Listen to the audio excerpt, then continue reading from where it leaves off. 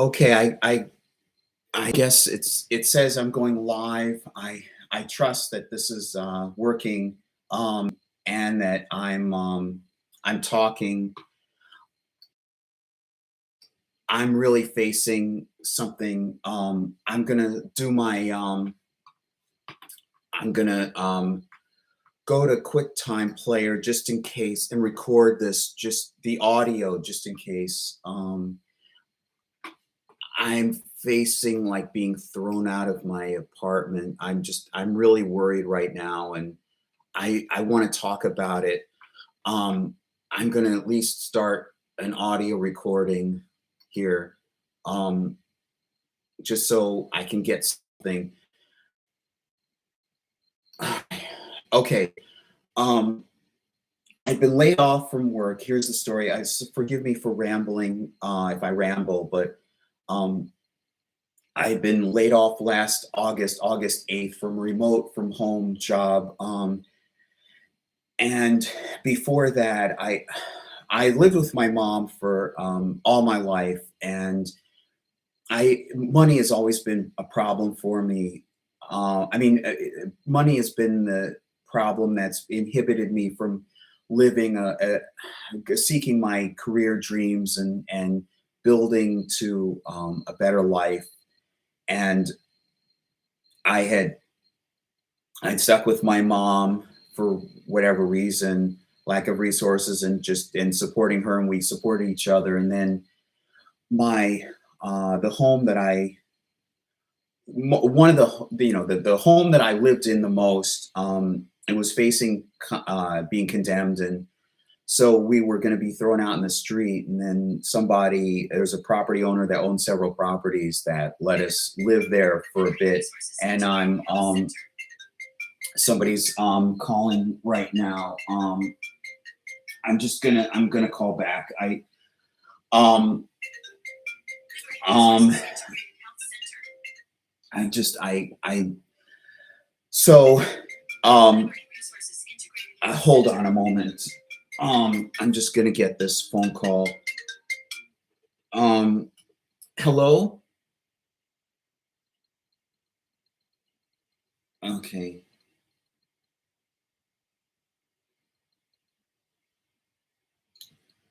Okay, I so I was being condemned. So we lived in a place for a couple of years, and my mom it was set up.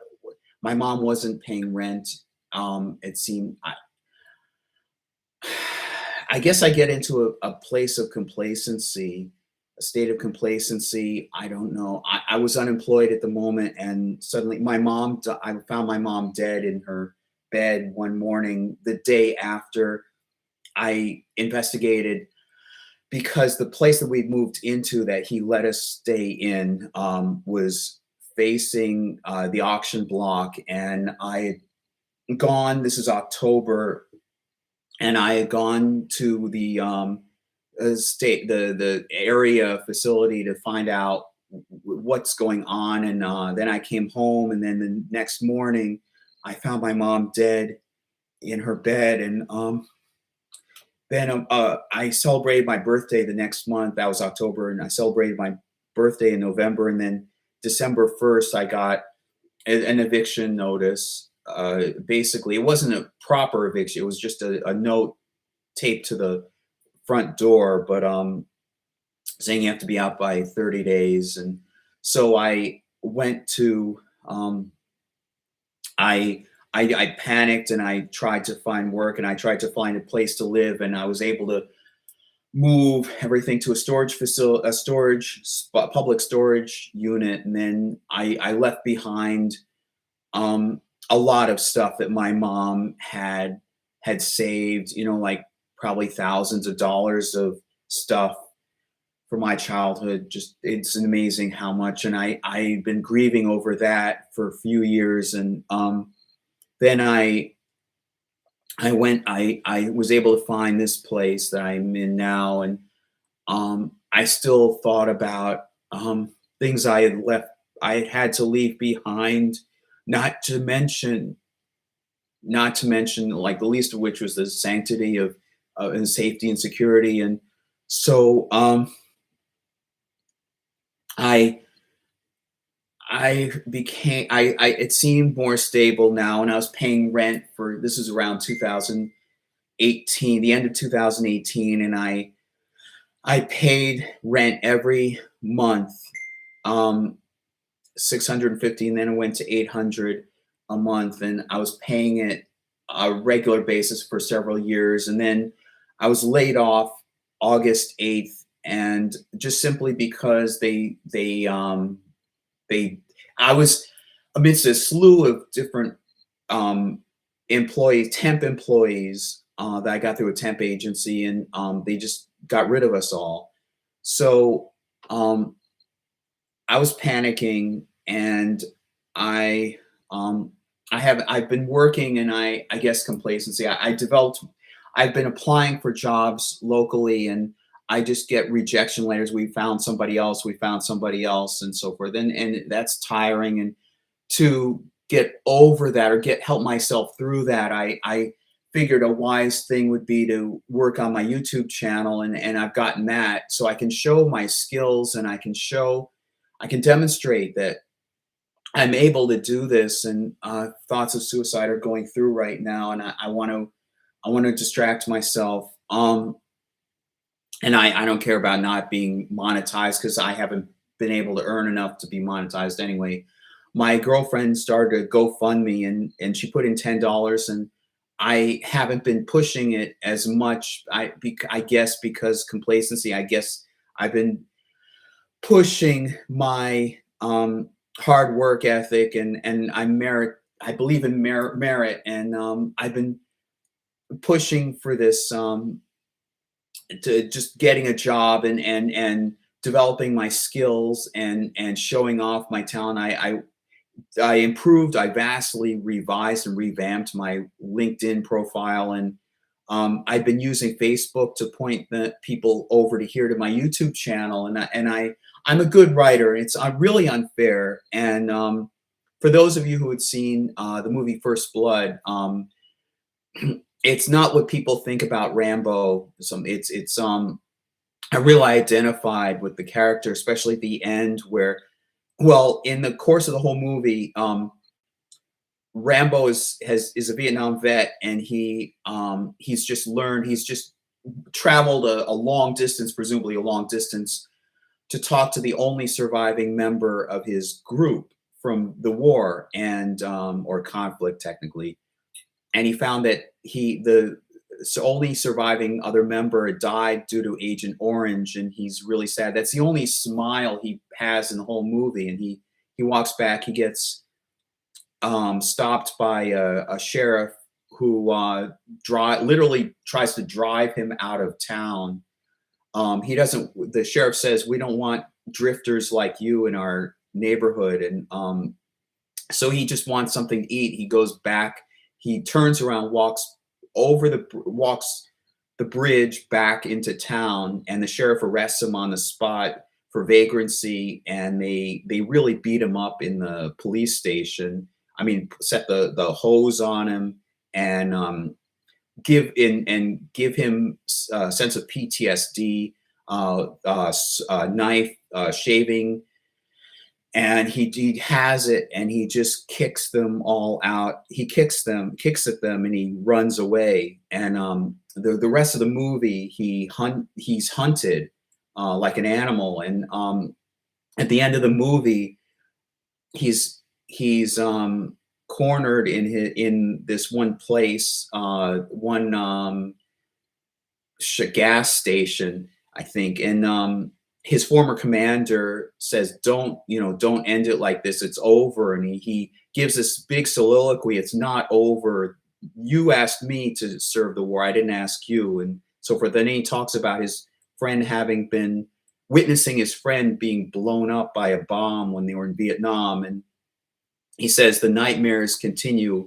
every night for 7 years. And he's crouching down, and he just wants somebody to help. And I remember, in not this past job, but in the previous job, I guess made a mistake, and I mentioned feeling like that, and people probably didn't understand what I meant about Rambo being this character, and they probably think of him as the big butch macho character with a machine gun, and that's not what the movie was talking about at all. So anyway, I don't know what I'm gonna do. This is one of those periods of my life where it seems the future is doesn't exist. I don't know where I'm gonna go. I guess I'm not the only one, but it's really unfair. I had been developing my skills, and um, I sometimes I guess people don't care or they can't care or whatever. And I set up an appointment with an emergency appointment to talk to my therapist. Um, I'll go find my GoFundMe, a link to it, and I guess I can put it below in the description. But I just I make too much in unemployment, about $100 or something too much in unemployment to qualify for SNAP, and um, I don't know how to pay the bills. I just want to work. I just want to work, and um, I'm bright, and my mom and dad were both Mensa members. My uncle was a Mensa member. My cousins probably could qualify for being Mensa members. I don't know. I didn't really ask them, I don't think, but I'm very smart. People tell me I'm smart and creative, and um,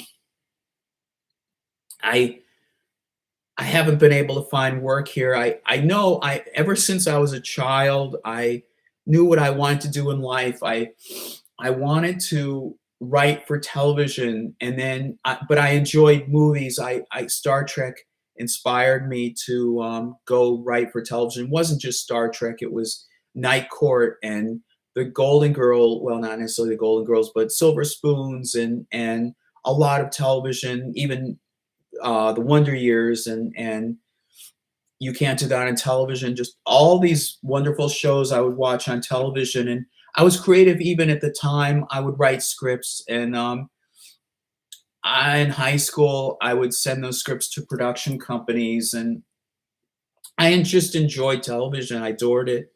Like Get Smart, I even though it wasn't in production, I wrote at least one episode of that called You're Dead in 5, 4, 3, 2. And I have that's my talent.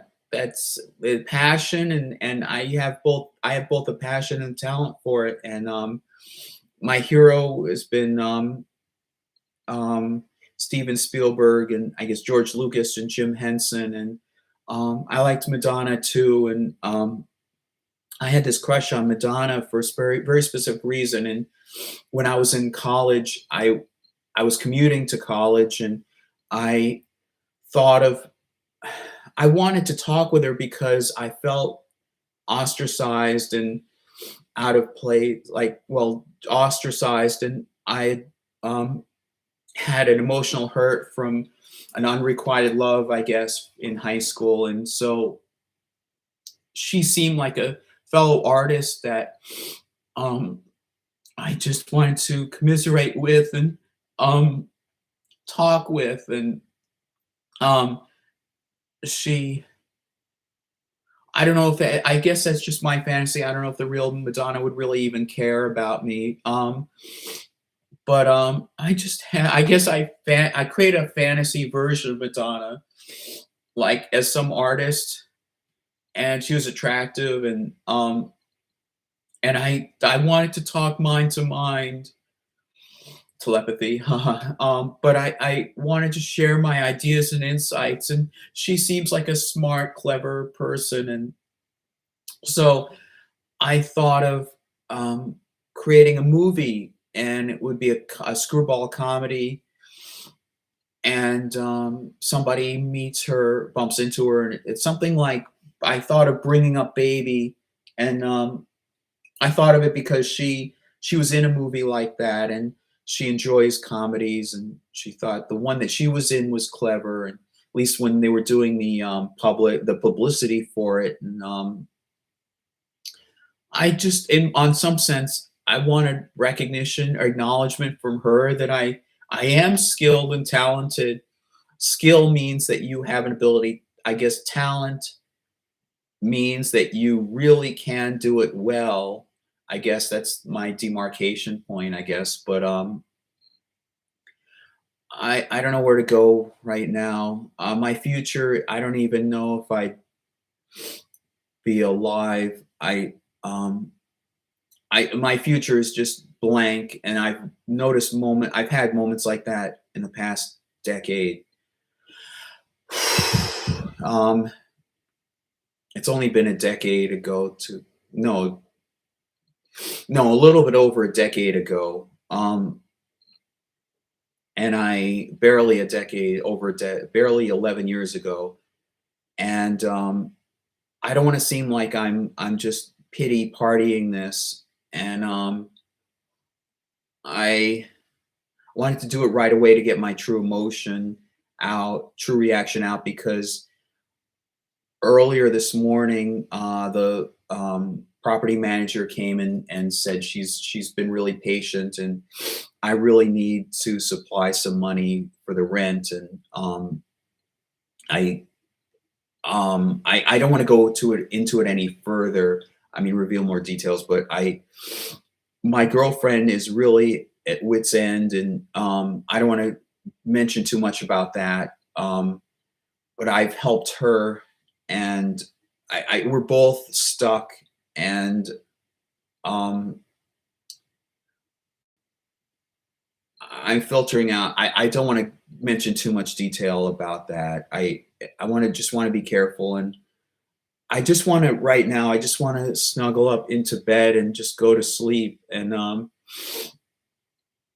it was just as I was out today, this morning. I was starting to watch videos about how to work with Blender to create AI, like not AI video generation, but create video with a software Blender, which is a 3D modeling program. And um, it seems I don't have enough subscribers to really do anything. But if anybody's watching, if anybody will watch, I really appreciate that. And it seemed like I was growing, and I guess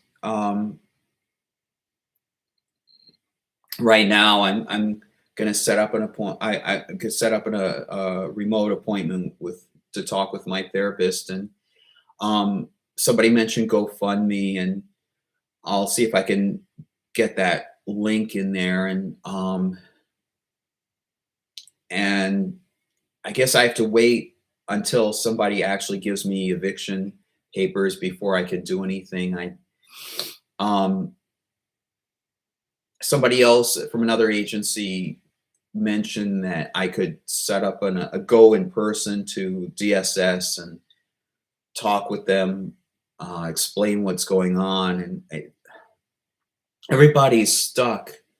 Everybody is really financially stuck, and each person is probably in the same boat I am.